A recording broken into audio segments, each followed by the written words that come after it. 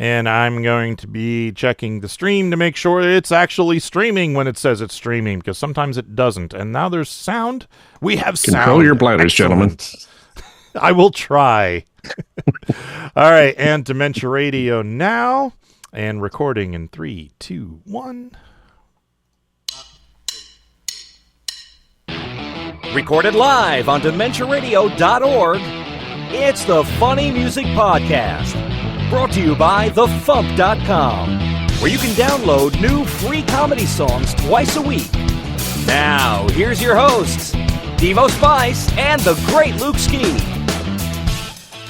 Hello, everybody. This is Devo Spice. Happy New Year. Welcome to the FuMPCast. Luke Ski will probably not be joining us again tonight because of job reasons. But joining us tonight, we do have some live guests in the virtual studio thingy. We have Stephen Smith of Regdar in the Fighters. Hey, Stephen. Hello. Happy to be here. And we have Chris Mezzolesta and Dale Leopold of the Suffolk and Goode Players. Hey, guys. You're Suffolk and Goode. Yes, right.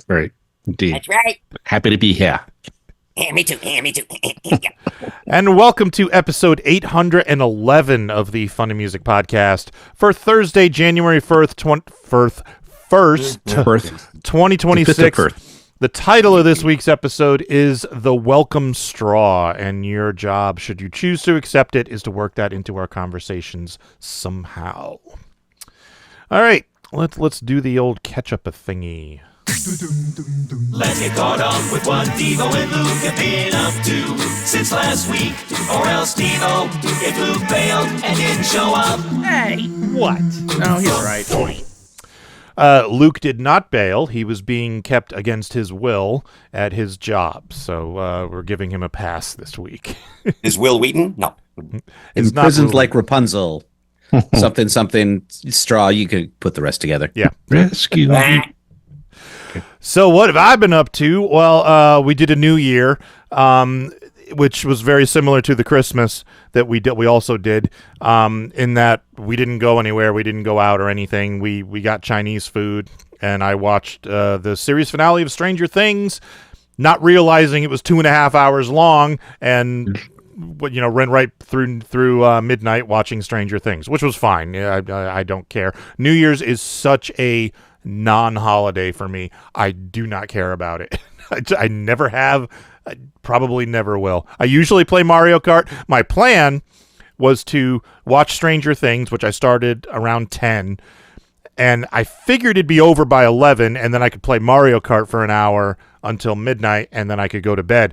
And all of a sudden, I look at my watch, and I'm like, wow, it's like 5 minutes to midnight. How much left on the show? I'm like, I got 25 minutes left on this episode. What the hell, So that was my New Year's. But the big thing I did this week is I built shelves in this office right over there.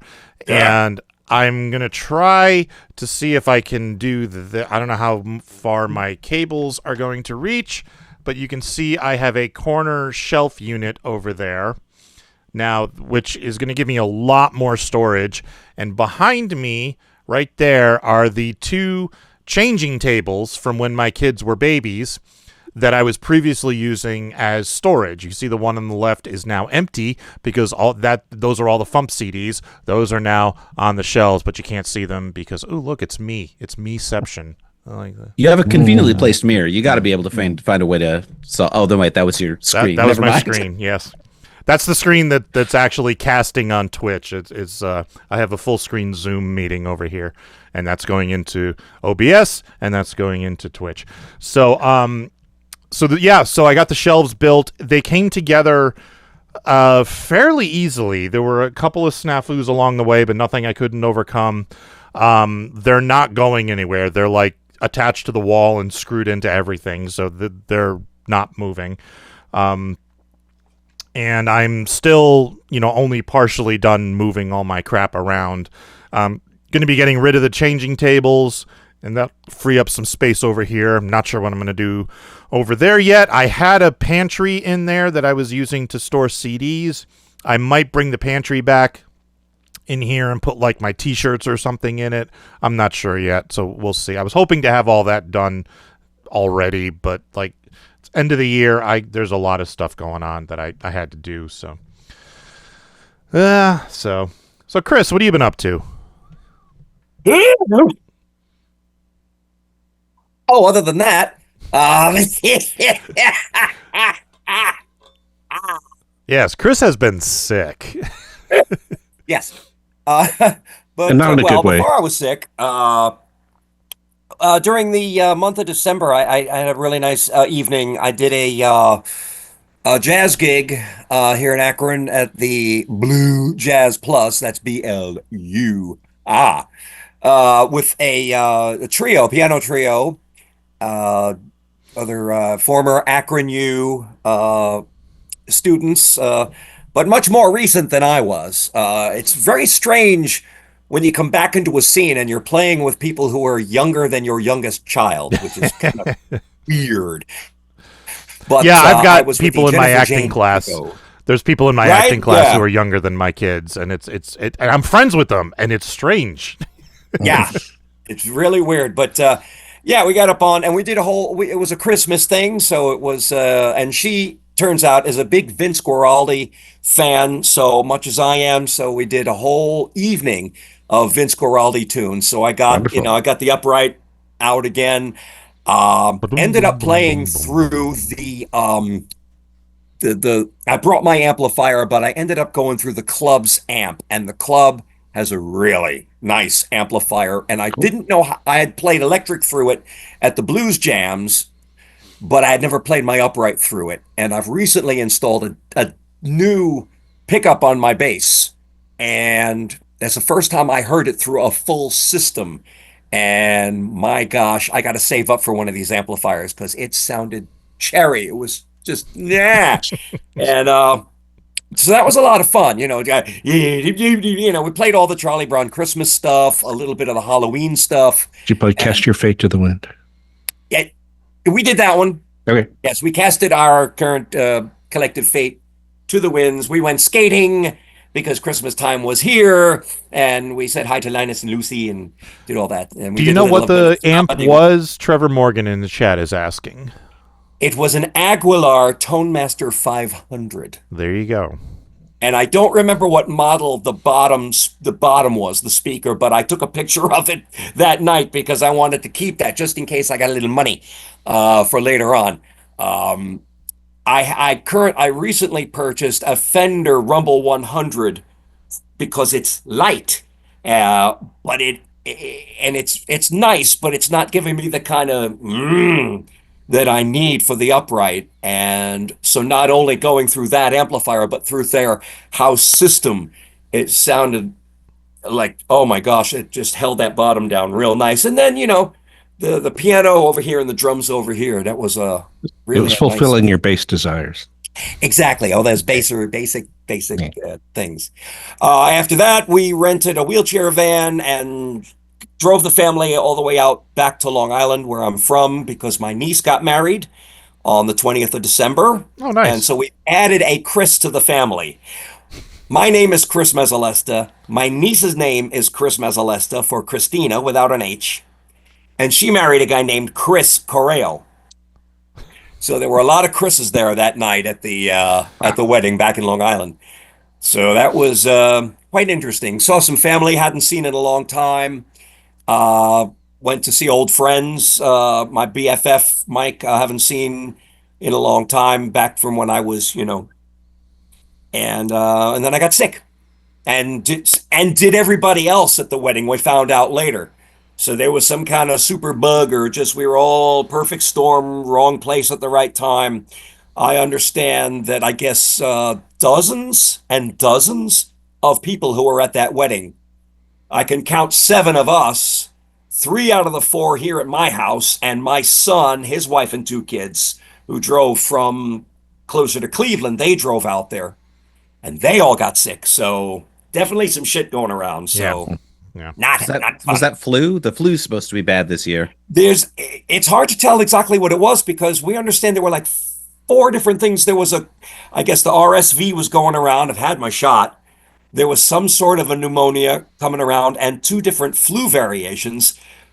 Who's to say which one it was? Because different combinations of and of you may have symptoms. had 2 or 3 of them at the same time. So You never know, knows? you know. You Go might for have had the gusto. rockin' pneumonia and the boogie woogie flu. And the boogie, yes, exactly. Yeah. Bad combination. Yeah. I need a shot of rhythm and blues for that. You know? It's like, oh, hey. But RFK Jr.'s banned those. There's one thing I got to say though. Long Island still, I couldn't live there anymore, but it still kicks ass because, among other things, they have a chain of Italian supermarkets called Uncle Giuseppe's. And it's freaking every possible Italian food thing you could imagine, from the fresh deli to they have a glassed-in mozzarella making station in the middle of the store. Oh, wow. Nice. Yeah. Another glassed-in area to the side where they make fresh pasta, then they put it out. They have a wall of bread. They have, for a foodie like me and an old school Italian foodie, I'm like, So I feel like Homer Simpson, the land of chocolate, yeah, the for me, wall of bread. Ungeli. Things like that. Yeah. But anyway, so our holidays were obliterated. Basically, we got back on the 23rd, and I was just for the count. So only now on New Year's Day am I starting to feel like I'm getting close to it. So I've done complete bupkis musically, other than that thing on the 11th, which was, normally I'd be, if this was 20 years ago, I would have been out with the band on New Year's Eve, but last night it was, watch the Marx Brothers, wait for 12 and then. But anyway, that's a whole lot of talking to say. I didn't do shit. Next. So Dale, what have you been up to? Well, let's see. I've had kind of a quiet New Year. I was actually watching the Twilight Zone marathon, and it's like, I was going to just sort of graze through the channels, but there's William Shatner with a little stupid devil head fortune-telling machine. And I was like, okay, I got to watch this. He's so dramatic, And yes, Spock. No, so that was my exciting New Year's Eve, and I've been working the last 2 years and counting. I sort of somehow lucked into this unicorn job where the company is paying like a real salary and benefits and stuff for doing voiceover, and I'm like, oh wow, okay, nice. I know it's like a corporate voiceover gig for a real estate company that you may have seen advertised with not Eugene Levy, but his son, Dan Levy, and so I do narrative descriptions of every neighborhood in the country with a team of like 10 VO people, and I've done something like 3,500 of those. Wow! So it's for seasoned VO pros. I mean, like Chris he could do this standing on his head. I could too. I mean, we've both been doing this a long time. So we have some newer VO folks who are like, how can you get so many done in a day? I'm like, doing this a while. So, yeah. So I'm just kind of biding my time because, yes, eventually we're going to retire and go to Italy. Which my sister just did in 2025, and I'm very, very jealous because she's my younger sister. But find the wall of bread in the motherland. That's right. The wall. How do you say it? I'm taking a little bit of Italian lessons. I don't have any Italian ancestry, but who cares? I can go eat. I can do 2.5-hour lunches. I mean, so that pretty much qualifies me. And drink wine. I mean, the hell. So yeah. That's been exciting. We have been back on track, sort of. We've done a couple of episodes of the sort of hybrid My Friend Lisa BS de Resistance podcast, including some new songs. And that's how we got to the song in the current episode. All right, and we'll talk to you about that in a bit.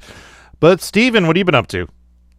So I've been visiting a lot of family, which also means I have been sick a lot in the last week. Woo-hoo! But Musically, the big thing I've been working on is reviving Dumpster Fire Fest, FYRE, which was a festival that we had planned in early 2020. Like it was supposed to be in March or April of 2020, and then for obvious reasons, Dumpster Fire Fest 1 didn't happen.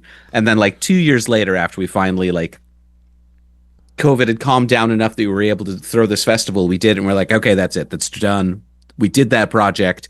And now it's over. And then last year, I saw that that Tesla full of fireworks exploding outside of a Trump motel, and was like, "This is a sign. This is a sign, guys. We need to bring back Dumpster Fire Fest. That's our logo right there." Brilliant. And so, we got that coming up next weekend, and that'll be me, Regdar and the Fighters performing, as well as Steve Goode and Holy Bong Water, and a whole bunch of other local stuff, which is less comedy related, but also cool. Tesla not included. Yeah. Yeah, you have to bring your own sad cheese sandwiches. Bring your own Tesla, bring your own fireworks, and take it from there. All right, so you posted a song. Give us a quick intro to this song, and we will give it a listen. This is me still? Yep.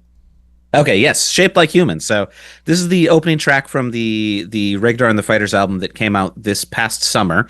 And it's basically meant to be from the perspective of the guy who is making the budgetary decisions, calling the shots for why we're building giant anime robots to have space battles, because that doesn't make any sense at all. It's like, we love giant anime robot space battles because they're so cool to look at, but if you try to think about it from any sort of practical sense, it's just utter nonsense. So this is presumably this guy's been called before Space Congress and is getting space interrogated about his space budgetary appropriations.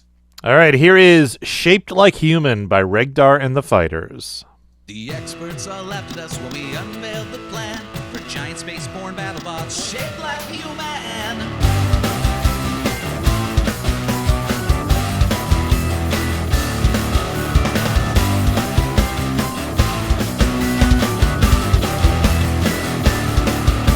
They warned us it would never work, and even if we pulled it off, it'd be highly impractical, but we've got budget to burn. Since we sold our old stuff to civilians, called it tactical, we need new stuff shaped like people. Explorer bots shaped like human. Exploder bots shaped like human. Exploiter bots shaped like human.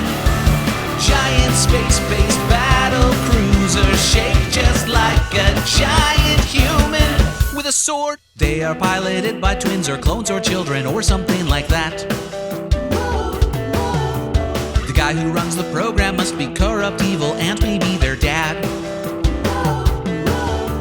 They're powered by unholy forces that our minds can hardly comprehend. A kindly bureaucrat will try to shut us down, but we will never end.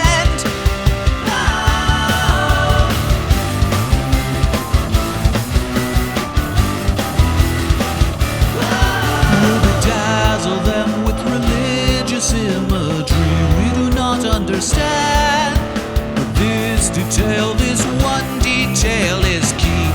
They must be shaped like human. Microbots shaped like a human. Macrobots shaped like a human. Megabots shaped like a human. Tiny replicating nanobots shaped like a giant human, full of tinier ones. They called me mad. They called me crazy. They said I'd squandered all the funds. Then something worse came to our system, and I was the only one who could fight back with giant robots guided by a human brain. The only one that could outwit them. I'm certifiably sane. They call me mad, so then I'm mad. I don't get mad, I get even. They call me mad, so then I'm mad. I don't get mad, I get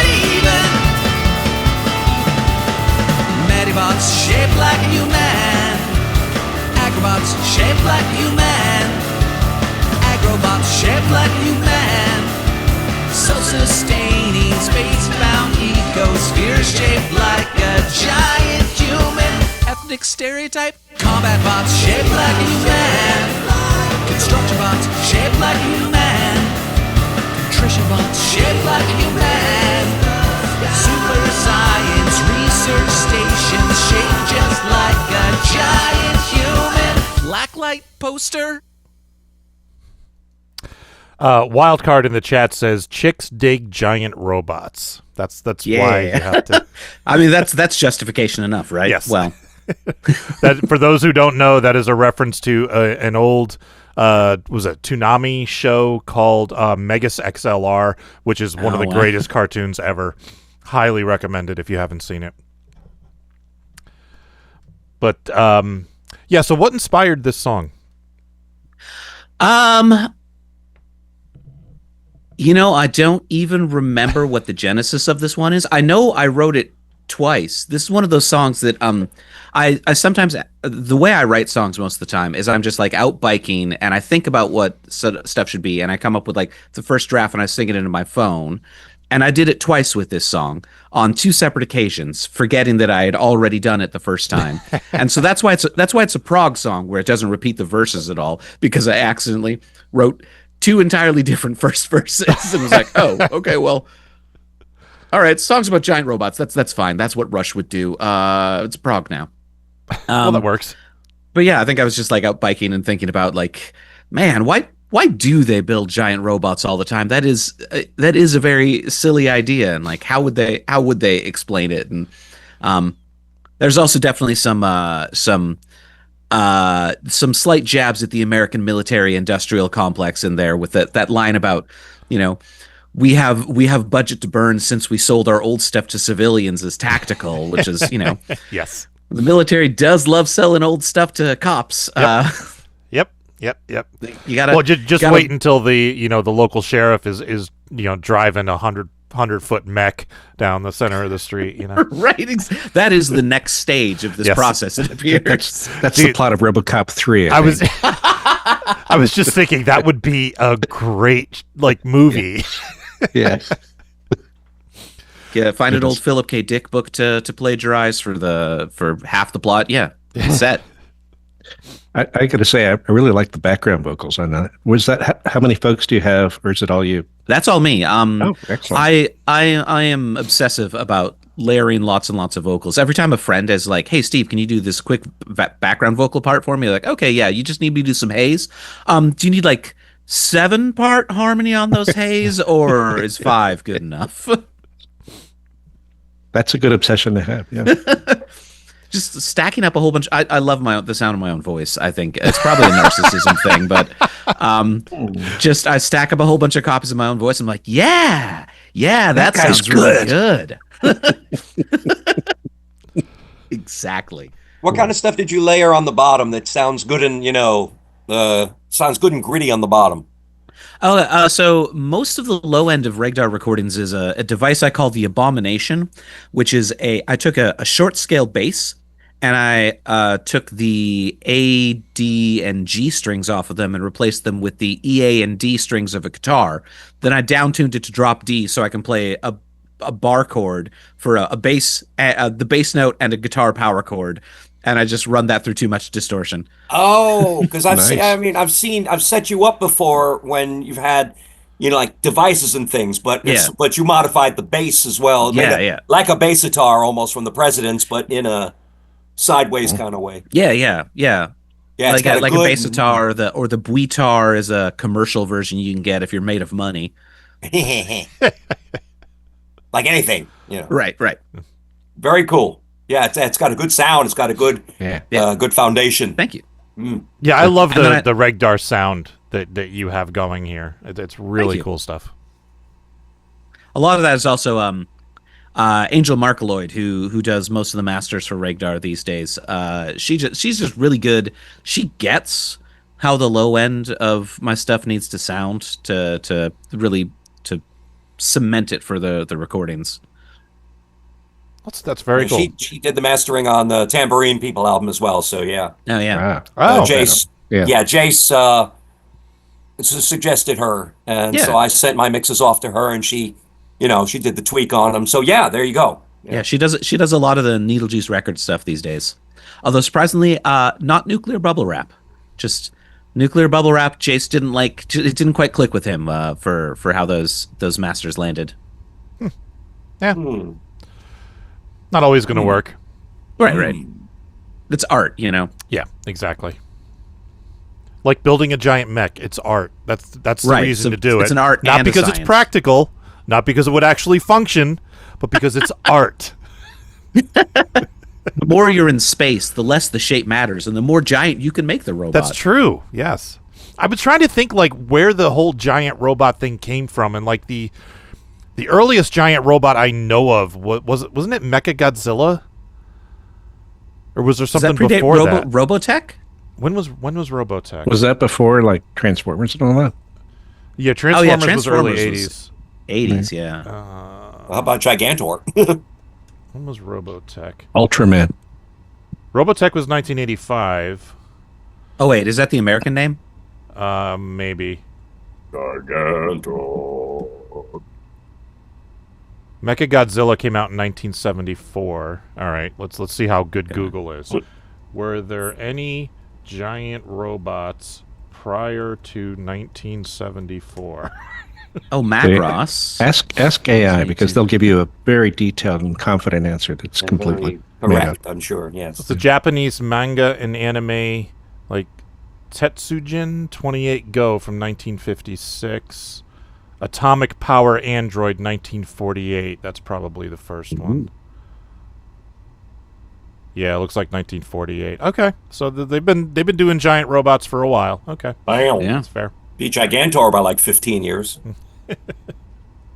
Gigantor, the space Wikipedia says the 1940 short manga Electro Octopus featured a piloted mechanical octopus. Ooh, That's the most dangerous kind. Piloted or mechanical? All three. now you get a powered giant mechanical octopus and a Sharknado in the same movie, fighting each other.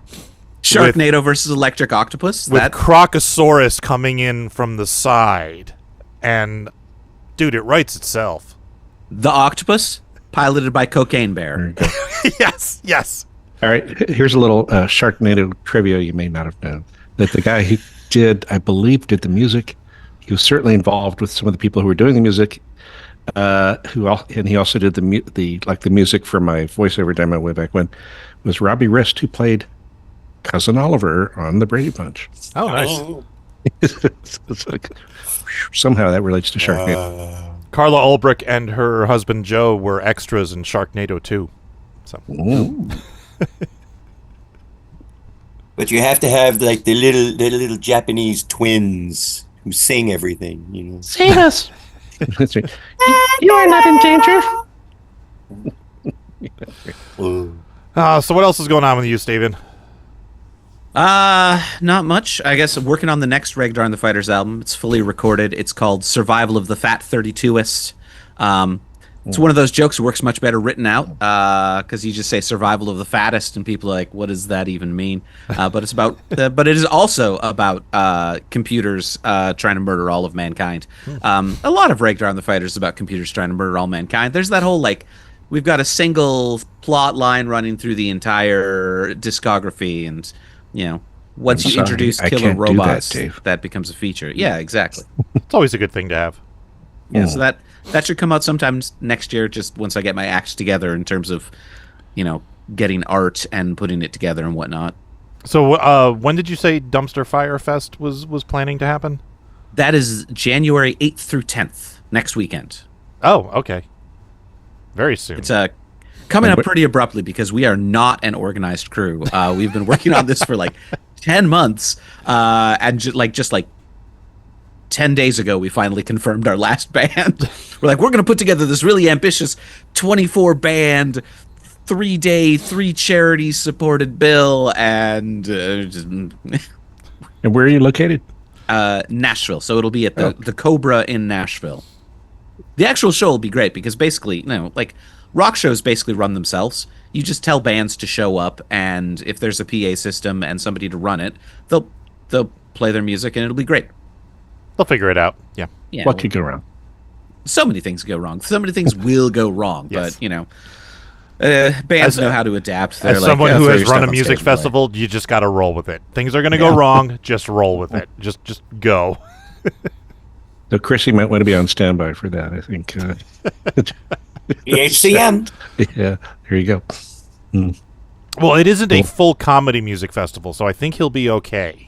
Right. He's only sprinkled a couple of comedians in, so that's usually acceptable. That's the loophole. That's the loophole. Yes. It's a regular music festival with some comedy rather than a comedy music festival, I Right. guess. Yes. It's the slightly humorous musical. Better that than a comedy music festival with some non-comedy acts. I Yes. feel like they would have a bad time. Yes, That would be yes. rough. Interpretive dance, or maybe just yeah. Oh God. Funny interpretive dance? The Funny Interpretive Dance Project. Just bring the Australian hip hop dancer. Fidp. The Fidp. All right. So, do you have anything you'd like to plug? So obviously Dumpster Fire Fest. If you are anywhere in the central Tennessee area next weekend, and then obviously all the Repossess the Sky Part 2, the latest Regdar and the Fighters album, and follow us on the Patreon for all the new songs. All right. You sticking around, or you taking off? I'm supposed to be on a WhatsApp chat with my family that I left early to hop on here because I forgot I double booked myself. So I should probably skip out. But thank you so much for having me. Okay. We'll catch you next time. All right. Talk to you later. Later, dude. Bye. This is the FuMP.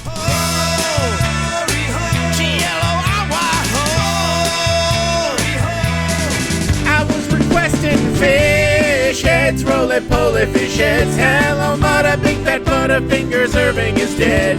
Does your gum lose flavor on the post of your bed? Well, then don't forget to stay demented. Don't forget to stay demented. You may have seen the Ramones back in '79. You may have seen Anthrax before they were signed, but I was in the Weird Al Bit Riot Fest. You may have seen the Rolling Stones when they rocked Toad's Place. You may have seen Ozzy take a bat to the face, but I was in the Weird Al Bit Riot Fest. Oh, everything hurts and I'm dying. That's the Funny Music Project at thefump.com. THEFUMP.com. Everything hurts and I'm dying. La-di-da-da-di-da. Time for funny music news. Something, something, something. Speaking of everything hurts, I did something to my elbow, and it's freaking killing me. Nope. Probably heard it building said shelves, but anyway, in the news, the first episode of Luke Ski's monthly Mixtape Madness is now available on his Patreon page to his Patreon backers. It is available to all his subscribers starting at $1 and up. He has also posted the first installments of the behind-the-scenes entries for both his comedy music and cartoon/animation work. That is available for people who subscribe to each of those for $3 a month or for the $5 a month combo package. Both of these are the December installments. The January installments will come later in the month. The music behind the scenes is 19 minutes long. The cartooning behind the scenes is 29 minutes long, and he talks about his plans for the Deanne and Darius cartoon. And the monthly mixtape episode is an hour and 15 minutes long. I listened to it earlier today. It was a lot of fun. I would really recommend it. You can subscribe at patreon.com/LukeSki. For just $1 a month, you can get his monthly Mixtape Madness show. Very reminiscent of the Dementia Revolution show he used to do. All right. And that's all the news I got, unless you guys got something. No. All right. Then, tour dates. On Sundays in Nashville, Tennessee, Steve Goode hosting at the Bluebird. Sundays online, 2 Sleeps. The last Sunday of each month on Facebook, Lauren Mayer. Mondays online, Steve Goode and Brad Tassel at virtualcomedyshow.com. Wednesdays in San Francisco, California, Ben Vicini. On the 3rd in Santa Cruz, California, Phil Johnson and Roadside Attraction.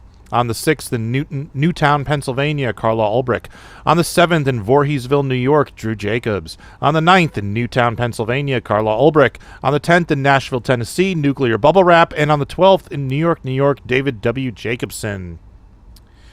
All right, birthdays. Today, January 1st, Insane Ian. Happy birthday, Ian. Okay. Also, Eclectic Lee and Chuck. Happy birthday, guys. Coming up on the 4th, we have Art Paul Schlosser. And on the 6th, Adam English of Ookla the Mock. Happy birthday, everybody. All right, Suffolk and Goode folks. Give us a quick introduction to this tune, and we will give it a listen. Dang it. All right, here we go. Yeah, for a long time, with our show, My Friend Lisa, and the previous show, BS de Resistance, which have now merged into an unholy alliance, we always did original songs with original melodies. I would do the lyrics, Chris would do the music, and play the music as well. Various cast members would sing, and I tried to stay away from the parody because there were so many folks doing it who were so good at it. But as my time got sort of curtailed, we started doing a lot more of that. And I think in 23, whatever, we just did a bunch of, Reindicted and It Feels So Good. Probably my favorite was Putin singing Sitting in the Dock at The Hague, which, again, kind of writes itself. Those kind of things do. But so we read some original stuff for our last episode, but for this one, I just had this little thought about the gig economy. And for some reason, the phrase sparsely paid and barely part-time, I was like, okay, I had that line and then built the rest around that. The melody is the traditional Scarborough Fair melody, which goes back hundreds of years. Paul Simon, when he was a folk singer in England, learned it from Martin Carthy, one of the great British folk guitarist singers, Steel Ice Band, all kinds of good stuff. And then said, oh, that's a good song. And he came back and recorded it, added some anti-war lyrics, and never said much about Martin Carthy, much to his dismay. But they made up. I think they figured it out. Anyway, so that's what this is about, Sparsely Paid. It's about the gig economy. And as with Simon & Garfunkel, I read a counterpoint, like a canticle kind of thing, with some other social commentary. All right, here is Sparsely Paid and Barely Part-Time by the Suffolk and Goode Players.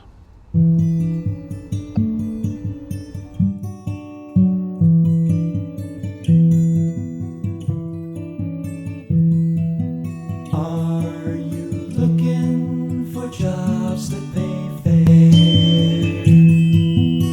Sparsely paid and barely part-time. You've tried giving blood and selling your hair. These days those won't earn you a dime.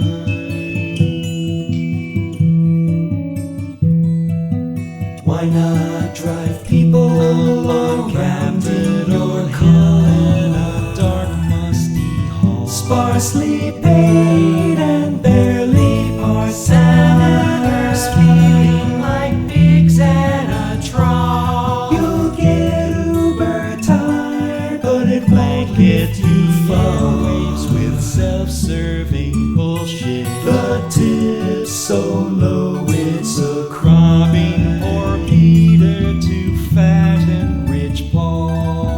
Best not to do like my dear cousin Betsy in a shiny new ballroom. Sparsely paid and barely part-time. Millionaires party and walks through the night. She makes crappy tchotchkes and sells them on Etsy. The suckers that they seems to me like a huge waste of time. Starting an OnlyFans gives you exposure sparsely paid and barely part-time. Find some brown people to buy. It might be enough just to stop the foreclosure that they've long ago for. Self-made porn could be your lifeline.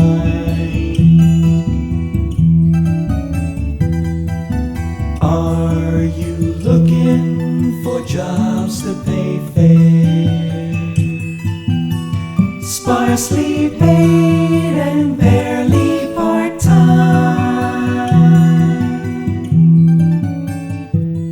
You've tried giving blood and selling your hair.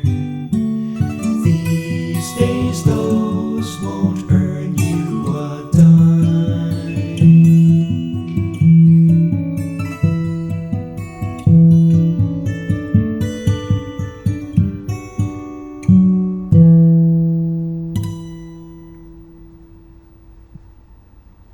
Gotta have that last little. Ding. No. Yeah. So A little this subtle is thing the going on. last song of the year posted to the FuMP, and it's going to be the last track on FuMP 114, and somehow that just feels appropriate. Like, something about this song is like a great way to end the year. It hits everything on the head. Has a finality to it, doesn't it? Yeah, it does. Yeah, that's the world we live in. But yeah. So Yeah, how you know, there's is like Suffolk and Goode and the My Friend Lisa podcast working now? Are we? Oh, Well, at a very, very relaxed pace, put it that way. Because part of it is I'm one of the writers. We have three writers. Lisa Graham, whose show is named after, and Laurie Firth, who also occasionally writes song lyrics too. In fact, she and Karen O'Brien were singing on that along with Chris, who was doing all the instruments. But so part of the writing thing, I'm also the sound designer and mixer, which is very time consuming when you have, 7 actors in all in different time zones, sending me audio and sound effects and then Chris's music. So it moves at a slow pace. That's how it's working now. But So it's fun. How does this song fit into the podcast? Is there like a storyline going up into it, or like a comedy sketch or something? No, I mean, we for our old show for BS, the songs were part of it. Yeah, It was basically like I a remember musical. that. They were part of the plot. This is more sketch comedy, so it's a sketch. Oh, not a musical number, kind of like the Lawrence Welk show or something. No, Carol Burnett. Carol Burnett, please. Yes. Yes, right. And the one, and the two. Yes, Let's hear some Brian. social protest from Chris and Mezzolesta. I don't know. No, anyway. Yeah. So yeah, it's a separate thing usually. Sometimes we'll integrate it into a sketch, but not usually. Okay. So then what inspired this song if it wasn't part of a sketch?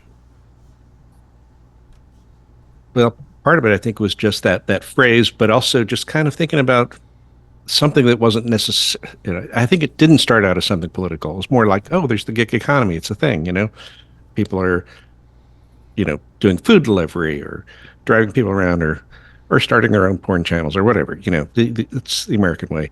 But so I thought, well, I could write something about that. That's how it's always been with me. Songwriting is like you give me something, a subject, and I can do it.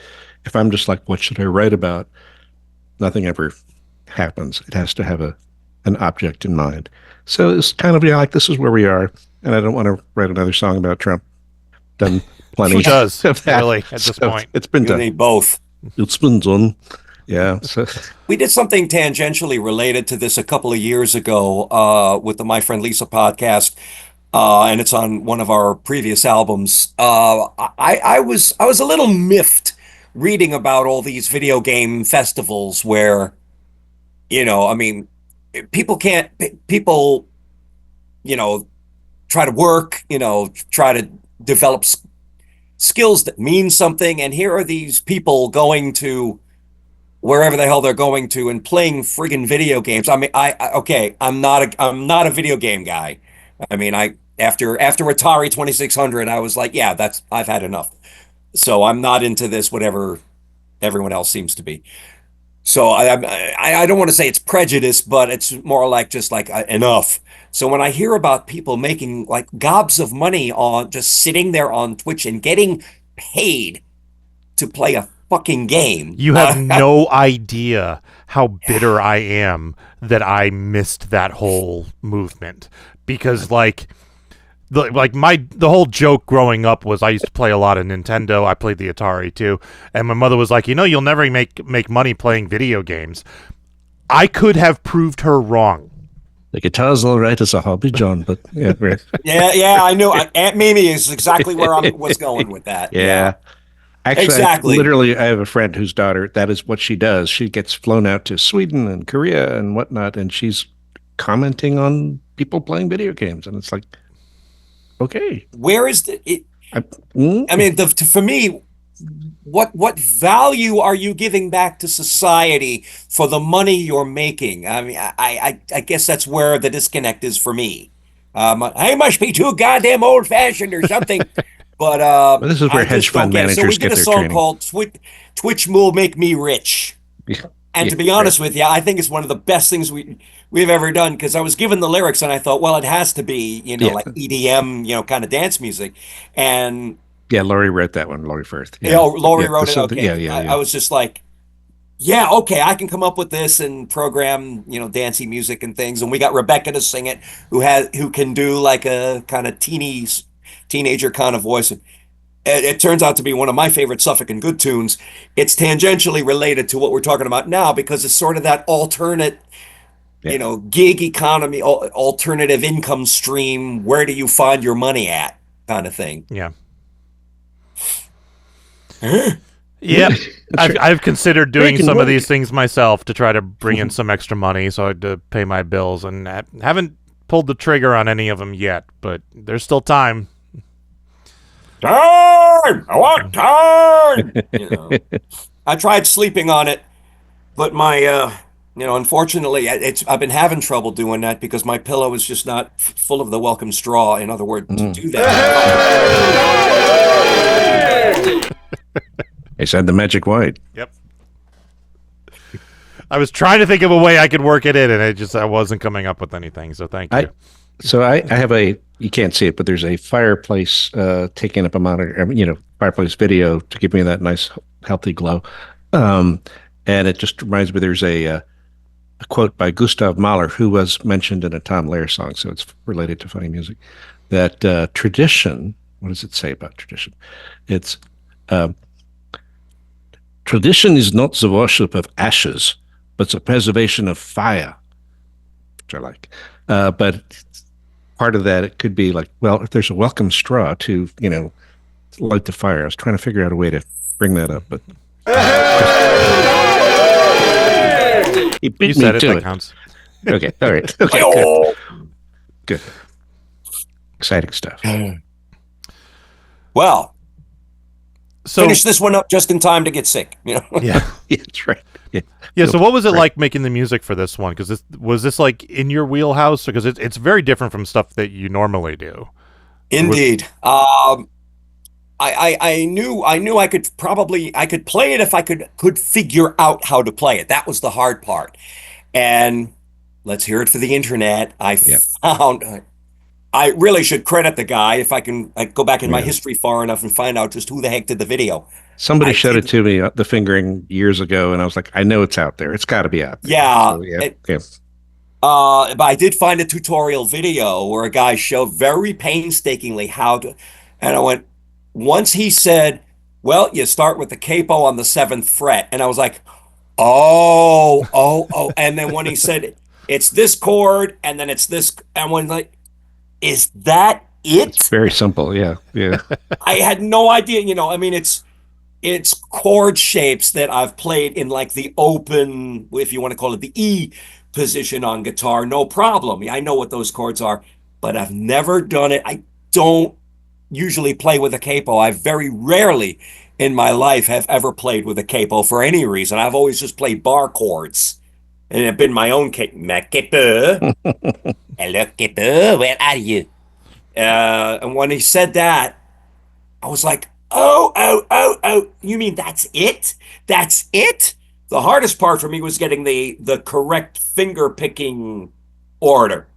Oh, Right. oh. So once I got that down, it's like, it recorded a section at a time, Hmm. section at a time, and put it all together. Uh, the other part, which was nice, I found another video that had the original Simon and Garfunkel recording, and then had like a 4 or 5 part transcription going along, so Nice. I could see exactly what the harpsichord was doing. Oh, because like there are Nice. places where the vocals are so thick you can't. The harpsichord gets buried in the mix, and I wanted to try to get it right, but I couldn't hear it in the record. So when I saw what it was like, oh, oh, all right. So, And then there were just, oh, those harmonies, anybody can do that. yeah, well, yeah. Yeah. So it was really nice to be able to recreate exactly what was on the record and not just have it be an approximation or a Yeah. karaoke type Karaoke thing. track, yeah. It's note for note with maybe one or two little things I didn't get in the guitar, but uh, I've always loved the recording, always, well, since I was a kid. So to be able to do it justice like that, and strangely enough, the inexpensive Yamaha that I played it on, with the right reverb setting, and I couldn't believe I was able to really cop the sound that they did in the '60s Yeah, it on sounds it. great. So I mean, I haven't heard the original in a very long time, but I have heard it, and it sounds fantastic. I think They always, they had, was it Roy Halley, their producer, Yeah.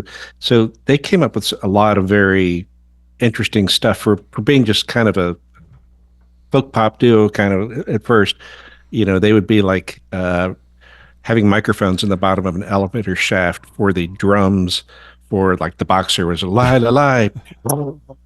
It's amazing drum sound, all on tape, of course.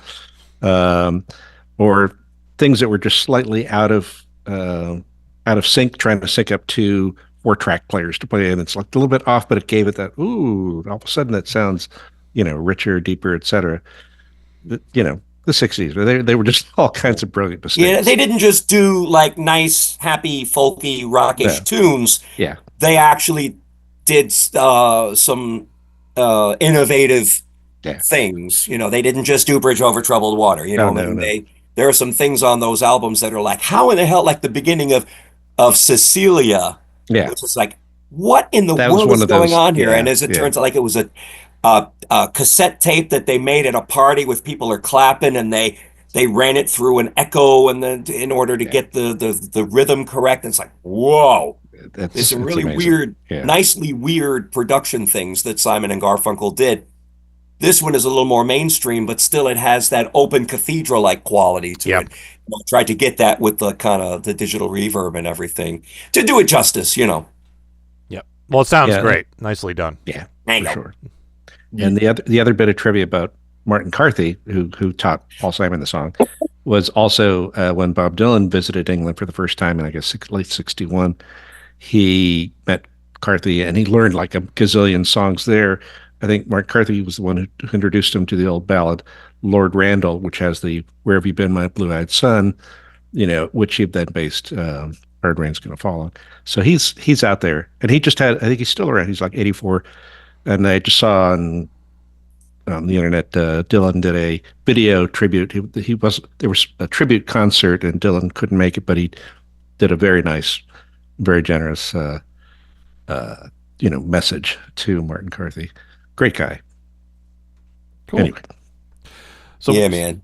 So where can people go to listen to what is the podcast called now? Is it still My Friend Lisa, or is it Suffolk and Good Players, or what? it's My Friend Lisa, and also still BS to Resistance. We had, which had been dormant for like 3 years because we were doing just My Friend Lisa, which we had sort of PG-13 rated, whereas BS we let F-bombs fly, and we figured with the current climate, really we need to let it all hang out. So Yeah. we are publishing it under both Oh, podcasts. okay. Okay. So Cool. if you were subscribed to BS and you was like, oh, wait, you have a new episode out? It's the same thing you would get on My Friend Lisa. So, and you're welcome to listen to it on both. It'll help our staff. And it's Lyssa, the Welsh spelling. Yes. Lisa. All right. .com. So do you have anything you'd like to plug besides the podcast? Not me. Well, we have our albums out. That's true. Suffolk and Funny, which is available not only digitally but also on physical media. Yeah. And the latest one, Suffolk and Funnier, which is just digital, for now anyway, until we get the rights for the Edison cylinder version. But talk to Jay. Beetlejuice will do it for us. I'm sure he will do it. SAG player, SAG Suffolk and Good players.bandcamp.com has all that. BS de resistance.bandcamp.com. No, it's BSDR. That's right. It's just BSDR. It's much easier to type in. Isn't it? Mr. Bandcamp.com has the 3 albums that we did for the old show, which I'm very, very proud of. I'm proud of both, but that was really my first venture into songwriting, and having Chris there to help out with write these amazing melodies where I could just say to him, let's make this sound like the Music Man, or let's do a Beatles pastiche that also has like the Ink Spots and Spike Jones and the Delta Rhythm Boys in there too. And he did it in one song. I think we played that on the pump way back when. Yeah. And I should mention too that each of those Bandcamp stores has from each podcast, there is also a lathe cut vinyl available as well. I think we still have the BS, if I'm not mistaken. The Perpizzle Avizzle, backed with I'm Ready for Boring. Clear vinyl single, yes. Clear vinyl. And there's also one done from the My Friend Lisa show, yes, which I think is some of the best stuff we've ever done. It's the Scary Go Round, backed with my personal favorite of all of our stuff, Mr. Confidence Man. Confidence Man is an ELO pastiche, yes, which I had so much fun and saying, can we do this? Can we do that? I still get goosebumps when I listen to that, just to see what we were able to accomplish as far as pastiche and copying a style. Yeah. Things like that. It's just like with what I do with Power Salad. I try to do it to the max, and the way this was written. So anyway, that's aside from being on the albums, on the CDs and whatnot, those are on lathe cut vinyl in picture sleeves. Indeed. So come on, folks, get them. Selling like hotcakes, very cold hotcakes. Very old and cold hotcakes. All right, let's do some feedback. Okay. Making the internet absolutely ridiculous. Dementia Radio. www.dementiaradio.org. Port 8027. Please hang up and try again. This is the part where there's feedback. Feedback. You know that segment of the show we do about now? Feedback. Feedback.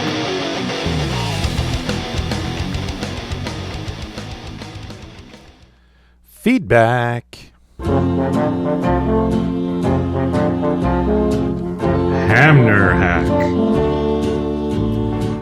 Hamner Hack wrote, Happy New Year, my friends. Well, you all had another great year, and I'm looking forward to what you all will bring us in 2026. Thank you, sir. Hey, where'd that come from? Who Hack? got the idea to use the bonzos? I was his. When I was putting together his bumper, that's what he wanted. That's Tubas in the Moonlight. Tubas in the Moonlight, yes. Great song. Tubas in the Moonlight. Yeah. And A-Log! Oh my god, it's you, not again! A-Log wrote, Glad to have Sea Monkey back again. I still consider him to be the most twisted parodist since Bob Rivers, and since this might be read next week, I'll say this in advance. Welcome to 2026. And The Bramble wrote, He's local, he's just not nearby. And for the life of me, I can't remember what that's in reference to. Guess the context! Yeah. I'll have to go back and listen to the whole episode again last week. But I'm sure you'll figure it out. All right. That's it for feedback. Teasing. He's a teasing kind of guy. Now you have a job. Yeah. Tomorrow's song is by Robert Lund and Spaff. And Tuesday's song is by Kerplunk. And I need a topic for this week's Spotify playlist. Any suggestions? Wet paint. Wet paint. I don't think there's a lot of songs about wet paint. I know of one. It's on a Muppets video, believe it or not. Yeah, I need about retainers. 30 minutes worth of work. Well, play Retainers. it It could be very about, slowly. like on your teeth, or like legal retainers, which, covers a lot of ground there. Yeah. Wet paint, Don't scrotum the regular retainers. I mean, I have some suggestions that somebody wrote in a while ago that I took notes with. Songs about STDs, songs about coffees, songs about dealing with your commute. I mean, I can do any of those. Scrotums. The wrinkled retainer. You know what? Yes, exactly. There's lots of scrotum songs. I'll do scrotums. There's lots of scrotum songs, and we're going to read them all day long. Hey. All right. Regdar and the Fighters are at regdarandthefighters.bandcamp.com. Plug yourself one more time, guys. My friend Libsyn.com is the podcast website, and then we have sagplayers.bandcamp.com for the music, and bsdr.bandcamp.com. Did you get all that? Did you? Huh? Did you? Got all that? All right, let's get out of here. Thank you for listening to the Happy Funny New Music Year. Podcast. I'm Devo Spice. Hopefully Luke will be back next week. And we got the guys from the Suffolk and Good Players here. Happy New Year. Thank you for listening to the Funny Music Podcast. You can listen live every Thursday night at 10 p.m. Eastern, 7 Pacific at DementiaRadio.org and join us in the chat. Or subscribe to the podcast feed. Look us up on iTunes and be sure to leave us a review. Feedback for the show can be sent to info@thefump.com. The Funny Music Podcast is a production of Fidem Interactive, LLC, released under a Creative Commons share-alike license. Tell your friends, tell your enemies, shout it to random people on the street, and be sure to visit thefump.com for the latest funny songs. Tune in next week where you'll hear Luke Ski say, Monthly Mixtape Madness. There, now you have a theme song, Luke. Beef turkey time.